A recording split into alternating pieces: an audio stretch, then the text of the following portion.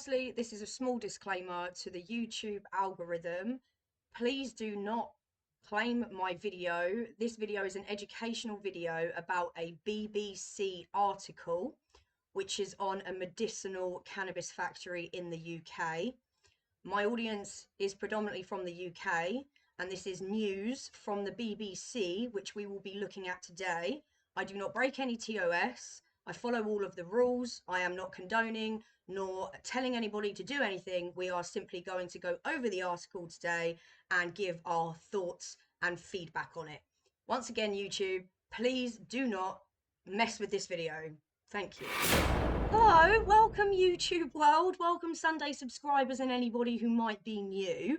Very sorry to have to go through the disclaimer, but it is important that I get this information out to you guys as patients because this relates to us as patients. And I also don't want this video to be suppressed in the algorithm so that new people can find it, right? Because there's new patients signing up every day that don't have a clue about this journey.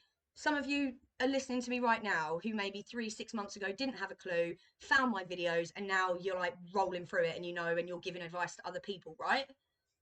That is all I want to do here on this channel. So I am trying to provide as much as I can to YouTube to tell them, please leave this video alone so that we can go over it together, give our thoughts and feedback on it, and yeah, just get a bit more awareness really about what's been happening. So as I said, we are going to go over this article and I am going to put it up on screen. So I'm hoping that my disclaimer was enough there, because I do want to go through this BBC article. Now, some of you might be aware and some of you may not be aware that there has been quite a lot of talk about this new secret facility that is in the UK, and this is actually growing, producing, cutting and sending to pharmacies within the UK. This is like unheard of, right? There was a little bit of talk about the Guernsey one, or there was something to do with Chiron. Please don't quote me, but I remember hearing some kind of talk about a Jersey one coming into the UK or something like that. But this one, I believe, is covering like all of the UK if the other one didn't. But we are going to get into it because I got some things to say about this. I'm sure you guys will at the end of the video too. Some of you may even pause it to get your thoughts out if you're like me, because I'll completely forget by the time the end of the video of what I want to say. So don't worry, we're going to go through this together and we are going to figure out basically where the future of our medicines come from and whether this is a good thing or not. So yeah, BBC News article. The link will be in the description. So if anybody wants to go over this again or they want to share it to a family member or anything like that, please do check the description. But as you can see here, the title of the article is Inside the UK's Secret 10 Million Medicinal Cannabis Factory. Right, so you've got a lovely picture of this guy here looking very happy in his little hairnet behind a crop, in front of a crop. So this may be the founder, James Leavesley.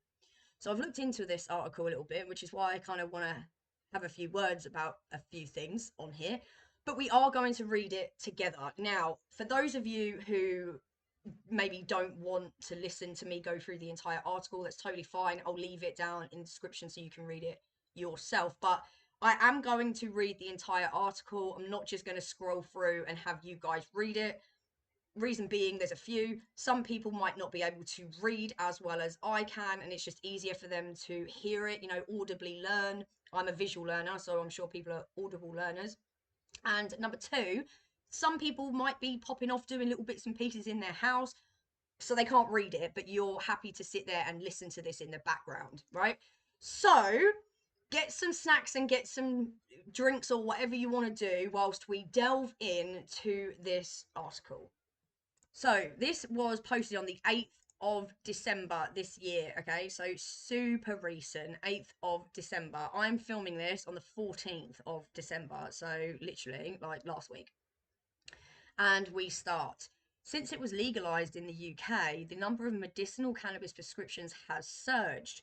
With demand showing no signs of slowing, one company has ambitions to take production of the drug to a new level. The BBC has been given access to the factory on the condition of the location remains secret. Okay, so that's obvious, right?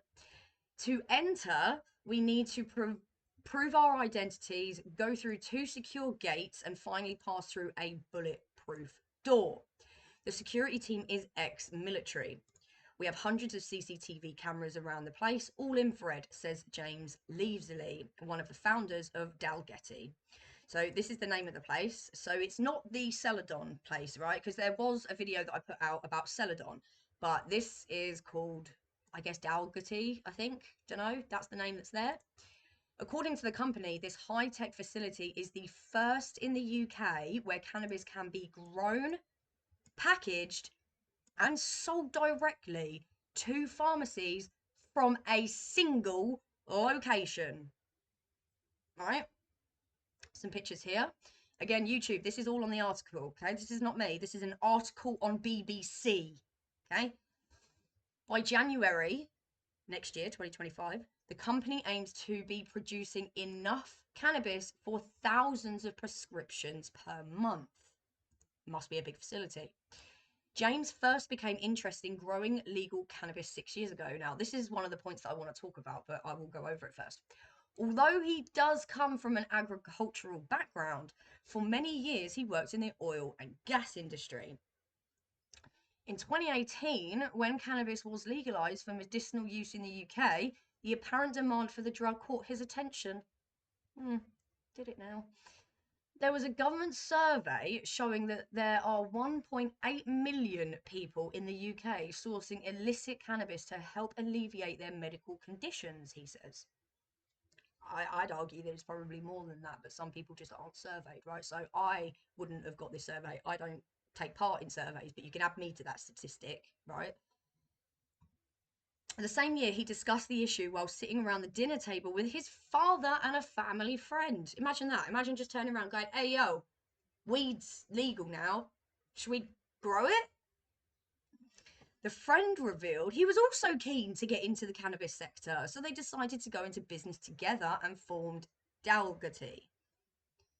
So interesting here, this is 2 friends that got together at a dinner table and decided, yo, we can make a lot of money off of this. Let's hope it's done right. I carry on. Crucially, however, they needed someone who had real-world experience producing cannabis on a large scale. Right. They looked to Canada, where the drug had been legal since 2018. We knew we wanted to go and look outside the UK for a skilled grower, and Canada has been at the forefront for this for so long, says James. Growing cannabis is completely different to any other crop, really, and we wanted somebody who had experience. So after extensive research, they decided to headhunt a grower called Brady Green. I'm pretty sure I've heard this name before being mentioned in Thailand. I'm not sure, but I think he may have also helped Thailand growers. Brady had previously designed and set up several licensed cannabis facilities in his native country and was renowned for his work, says James. He acted as a consultant for the company for 3 years before being recruited as their head grower. Brady went on to design the entire setup, including the robust security needed to protect the site. We have various access control points, restricted access controlling, which employees and visitors can go to certain areas, adds James. So obviously there are certain employees that can't go to certain areas, and you have something that will let you into a certain area, right? Compartmentalized. It's usually in what they do with the military and, you know, high things like that. They'll decompartmentalize stuff so that one person will know one thing, another person will know another thing, but they won't know all of it, right? So yeah, it's really important for the amount of cannabis that we're growing on site that the UK Home Office have comfort that we take our security measures seriously. Yes, because we need to start providing the evidence to the UK Home Office and the NHS that this is perfectly fine to have on the NHS. So if this man's going to help do that and push the statistics forward to that, then I'm all for it. Here is the head grower Brady cultivating seedlings. Despite the huge investment for James and his business partners, their efforts came with no guarantee of success, of course. Growing and selling cannabis legally requires a license from the Home Office. It's very hard to get that license as well. Cannabis also needs to be grown to a certain standard and sent away for testing before it can be approved for sale. Right, so this is where we get our incredibly, so the microbials that are, you cannot grow anything in the ground organically without helping it be organic, right? And you can't do that like with weed. So you have to grow it in the environment that it's in, and then you just have to blast it to get it clean, because the only way of them not blasting it, i.e. radiation, to get it clean is to grow it in an environment that's like 100%. You can't do it, all right? I'm just telling you, anything that grows in the fucking ground, you're gonna get bugs, you're gonna get like microbials, you're going to get bacterial sort of stuff. It's earth. So this is why people wonder why it's irradiated. This is why, okay, because you have to have such sterilized conditions to grow weed that wouldn't ever have those microbials, and it's just impossible. So this is why they're talking about getting the license from the Home Office and having it like super, super clean in order for it to even be licensed and then be able to sell it. So James and his partners were convinced it was worth the risk, given the strong growth of markets in countries like Canada, the US, and Germany. I mean, he's smart, right? Let's just say he is smart. He knew that there is definitely potential for this, but it's not down to him. He is restricted by the government of our shit, the UK. And so, of course, it was a massive risk trying to find out whether he was going to be allowed to do this or not. We knew that the demand for the product was going to be there, says James. In January 2023, Dalgety secured a Home Office license to grow cannabis, and in April that year, they began cultivating. So they got this license last year in January. Interesting that we're only being told now about it, coming out. So it must have taken quite a long time for them to get everything right. The crops grown were clones, genetically identical, but despite this, multiple batches still had to be tested to ensure the product was consistent. Yeah. In total, more than 600 samples were sent to the Medicines and Healthcare Products Regulatory Agency, MHRA. The business had spent 8 million to 10 million to reach this point, so the stakes were high. That's a lot of investment. 8 to 10 million for something that you're, at the mercy of the UK government. So props to him for actually going through that. I'm expecting to walk into a cavernous room filled with cannabis plants and an overwhelming smell. This is inside the factory, now. Instead, I find a series of hospital-style corridors, each leading to several small laboratories. The lighting has been bespoke made, and we actually create artificial wind in the room to ensure there are no microclimates, James says. It's so bright, we're issued a pair of specially made glasses to protect our eyes.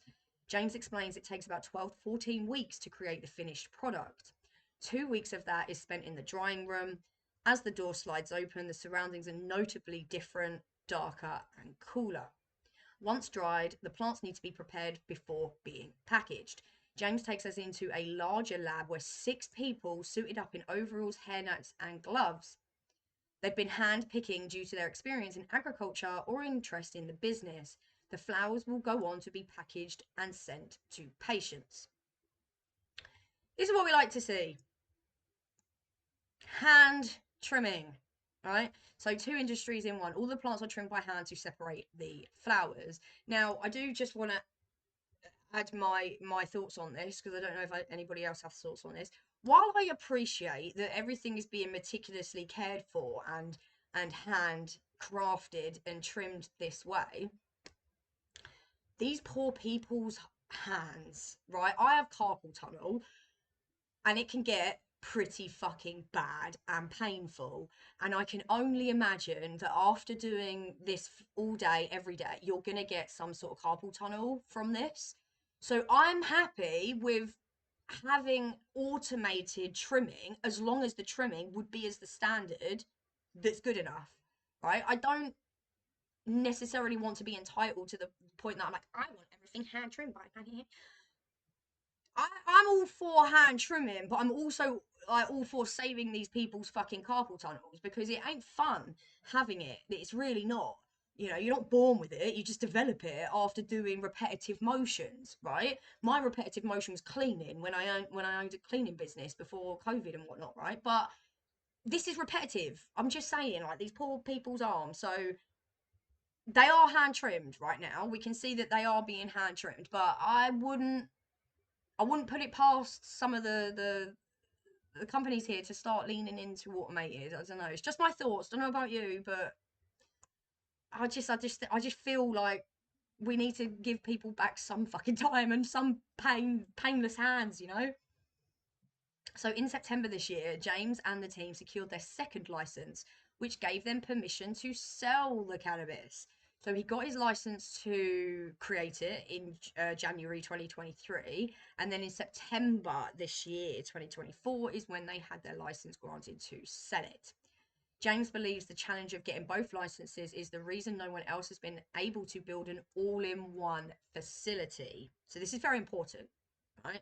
So we, as UK patients, have our flower fucking all over the place, right? You can see on Medbud where it comes from. You can see on your packets where it's grown, where it's like packaged, and usually they're two different places, right? So the time it takes for you to get your flower is getting less and less fresher by the day.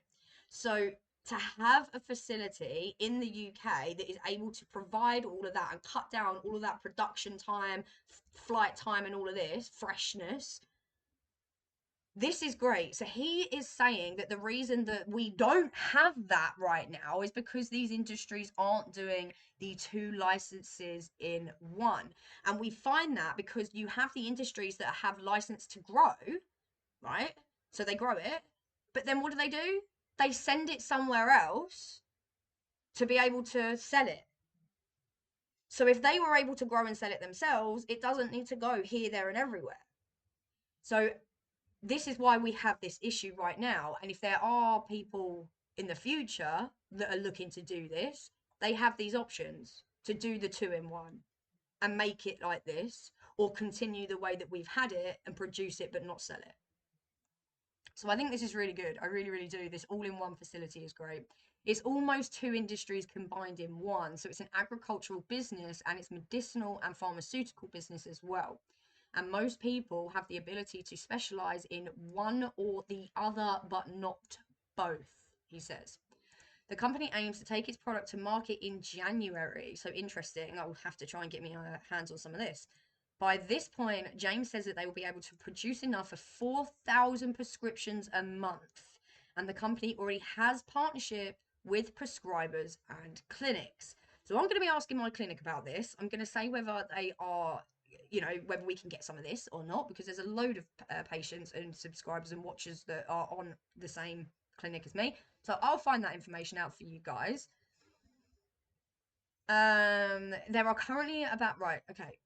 This is where I wanted to talk about it a little bit. There are currently about 50,000 users of medicinal cannabis receiving prescriptions from 33 private pharmacies. Oh, this does my head in. Why can't they get the figures right? I've heard 80,000, 30,000, now 50,000. I know that it's more in the 80,000, right? I know that. So this really annoys me where the data comes from. Do they just pluck a fucking number out of the sky and go, yeah, 50,000 people are on it? This really annoys me. So I don't agree with that low number. I do believe that there are more than 50,000 people that are using medicinal cannabis and they are on a medical prescription. I don't know about you, but that's what I think. However, very few people are being given the drug on the NHS, as we know. The reason for this is that not all medicinal cannabis products are approved are not approved for use by the National Institute for Health and Care Excellence, the NICE. Those which are only use certain parts of the plant, and we need all of the fucking plant in order for it to activate and work. Specialist NHS doctors can prescribe unapproved products if they think the patient will benefit, but they will have to ask NHS England to pay for individual cases and are often turned down. Wonder why? We don't need to wonder, do we? I don't. Private specialists can prescribe products unapproved by the NHS, but this often comes at a high cost for patients. Here's another part where I'm going to get annoyed at. A gram of legal medicinal cannabis flower a gram of legal medicinal cannabis in flower form costs between £5 and £10. Yep, fine. Here's where I don't agree, and I'm sure you guys won't agree too. With an average patient consuming 0.5 a day, this can add up to as much as 150 per month. Bitch, where are you getting this from? Where are you getting this from? Sorry? 0.5 a day. Who are you surveying? I want to know right fucking now how many people. Right. I can't imagine that the average is half a gram a day. I smoke 2 to 3, depending on the day and how bad my conditions are, right? So let me know how much you smoke, because I'm pretty fucking sure that you pay more. I'm sorry, I need to stop swearing. I just get really angry about this. I'm pretty sure that you guys pay more than 150 a month. Where are they getting this information from? Where are they getting this information from? It damn well makes me want to go to the BBC and be like, right, listen to me. You're wrong. I'm a patient that's been right. You're fucking wrong. No, tell the people exactly what it is. Tell them how much we're paying for this. Tell them how much we are paying out of our money to get this medicine that the NHS won't fucking pay for. Don't downplay it. I don't like that, but it's the BBC propaganda, innit? So here we go, we'll carry on. The average price of illegal cannabis is widely reported to be about £10 a gram. They get that right. They get that right, and they get the flower form right. But this part, they just don't get right, do they? But legal clinics often require patients to attend regular checkups, which can cost a minimum of £180 a year. To qualify for a prescription through legal medicinal clinics, patients need to have first tried other medicines without success. So this is correct. You need 2 forms of conventional medication that has not worked for you. This is correct. The Department of Health and Social Care said there was a need for more research on the effects of medical cannabis before any changes could be made to how it is prescribed in the NHS. Funny that, isn't it? It's funny how they need to have more and more research. A spokesperson for the NHS England said the NHS already offers several licensed cannabis-based treatments that have been proven to be clinically effective, approved by the medicines regulator and recommended by NICE. Guaranteed they're talking about Sativex, because that was one of the first ones that came out. It doesn't have any THC in it. It's meant to be some form of help, but it's not what you need, right? They fail to understand that the THC needs to be in it. They're all like, no THC, it's psychoactive, it sends you crazy, can't have it, must have CBD. But they don't understand, right? Because they're not in it, right? They don't understand. The scientists aren't in the NHS that deal with this cannabis. I swear they're not. These specialist people have gone through lots and lots of training, right? The NHS people don't do that. They just go through their basic training that the NHS government will tell them. Do you know what I mean? It's like indoctrination, really. It's like you will learn what we'll tell you and you will not learn anything else unconventional. Many doctors and professional bodies rightly remain concerned about unlicensed products. And manufacturers should engage with the UK medicines regulatory process to seek a license and provide doctors with the confidence to use their products. Now, there are doctors out there who are interested in the cannabis path, right? And this little excerpt here, who uses medical cannabis, this is a teacher from Nottinghamshire called Laura. It's not her real name, but basically she used to buy on the black market, and she has musculoskeletal issues, right? So it can be very, very painful. It's widespread nerve damage, right? So she gets a lot of pain and difficulties with mobility. And she would go to the black market and go and get some flour to alleviate her of her pains. Now, this is crazy, right? Because her conditions were so painful, she was prescribed the strongest drugs, including fucking ketamine. She was prescribed ketamine by a doctor, right? But then what makes me smile is this bit. Having been referred to a specialist doctor, it was suggested she might want to look into using cannabis. Yeah, you might want to get off that. You might want to look at something more natural. So she did, and she genuinely, she applied, and she is now a patient with Alternaleaf. And I didn't even know this. I am a patient with Alternaleaf. I literally laughed when I read that. I went, look at that.